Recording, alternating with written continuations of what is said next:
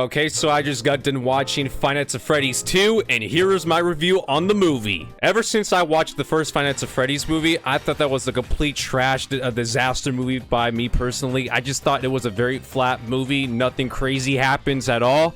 But for this one, I think it's better. I just think it's a very goofy, fun movie. I mean, it definitely has some scare elements that I actually like in this movie, which they actually listen to the fans from this movie. Look, yes, there are still some problems in this movie. The pacing is off. The story is kind of clunky and like flat at the same time. Nothing crazy happens in this story, but there are some things that I like in this movie, and I'm pretty sure a lot of fans are going to like about it too. If you played the Five Nights at Freddy's games and this one for Five Nights at Freddy's 2, there's a lot of lore for this movie, and I'm pretty sure that's the reason why, because no one did not like this movie at all. That's why I heard, because no one does not care about the story. But for this story, it's pretty interesting to me. I found the story like a little bit like interesting, how they were introducing some of the characters in this lore in the Five Nights at Freddy's universe, what they're trying to do, and it just pays off pretty well. The toy animatronics in this movie is actually pretty interesting. There's some stuff that they do here and there, but not really much. Of course, the voices for Megan Fox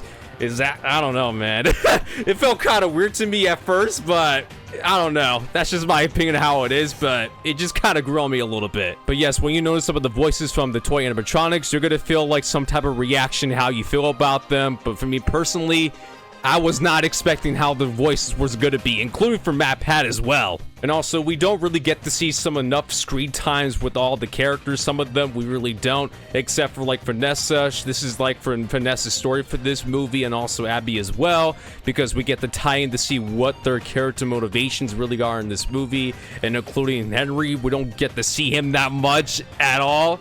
I mean, I'm excited for the third one and see how they're going to set up for the third movie, because in the third movie, we already know what's going to happen, because if you play the games, it's going to be pretty interesting, because we're getting William Afton in that movie for sure. But yes, overall, the movie's not good. It's not that great. It's definitely an improvement that I actually like from the first one. If you're actually a big diehard fan for Five Nights at Freddy's, you're probably going to enjoy this movie a lot more. If you're not a fan of the franchise, you're probably going to be very disappointed to see how the story really is for you. And also, stay tuned with the post-credits scene, by the way. It's pretty interesting, and I'm actually very excited for the third movie right now and how they're singing this up pretty well.